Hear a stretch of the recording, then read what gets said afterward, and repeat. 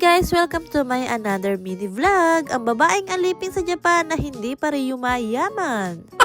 Good morning, May! O syempre, bawal tayong tamarin dahil unang araw ngayon ng May. Kaya kahit tamad na tamad ako, kiss me, magpapanggap muna akong maging masipag.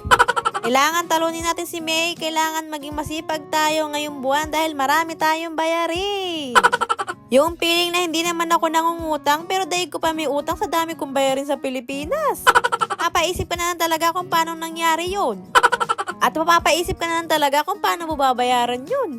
Yan ang dahilan ko kung bakit ako gumigising tuwing umaga para pumasok sa trabaho kahit tamad na tamad ako. O tama na reklamo, Katrina. Baka mamaya si Lord na magreklamo sa'yo, panigurado, yari ka. Pero Lord, joke ko lang naman po yun. Huwag niyo masyadong seryosohin. Kahit anong hamon, Lord, sa buhay na ibigay niyo sa akin, hindi ko aatrasan yan. Dahil kung pagod na ako, iiyak ko lang yan at bukas okay na ako. Sabi nga nila, mapapagod pero hindi susuko. Talaga ba, Katrina?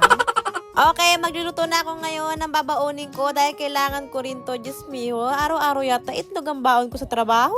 Edad ko na nga rin si anak sa eskwelahan at nakasakay na nga rin ako ng tren papunta sa trabaho ko. Kita mo naman para kami sardinas dito at talaga sumiksik talaga ako dahil kung hindi ako sisiksik, malilate ako sa trabaho ko. Yung piling na puno na yung tren pero sumiksik pa rin talaga ako para lang hindi ako mali sa trabaho. Pangalawang tren na nga ito nasakyan ko papunta sa trabaho ko at maluwag nga at nakaupo ngayon ang lola mo.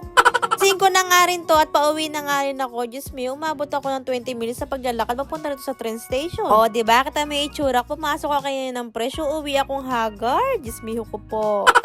Pag-uwi ko nga ng bahay, naligo na nga rin ako kaagad at mga 6:30 na nga rin to at nakatapos na rin kami kumain ni anak ng hapunan. Diba? Pagod ka na sa trabaho pero ang dami pa rin trabaho sa bahay. Diyos me, pagkatapos kumain, magliligpit, maglilinis. Wala naman ako ibang aasahan kundi yung sarili ko lang din dahil pag si anak ang inasahan ko, walang mangyayari kundi magugulo lang lalo tong bahay.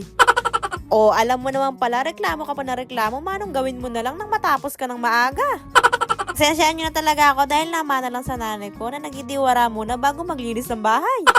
Kadalasan pa nga ay nagidiwara ako hanggang makatapos ako sa gawain kong bahay. Pero wala kayo sa nanay ko dahil pag galit siya sa tatay ko, Diyos mio, nakakabuo siya ng bahay kubo. Kaya nga nung bata ako, mas madalas ko nga lagi binabad trip si nanay para wala na akong gagawin sa bahay, siya lahat ang gagawa.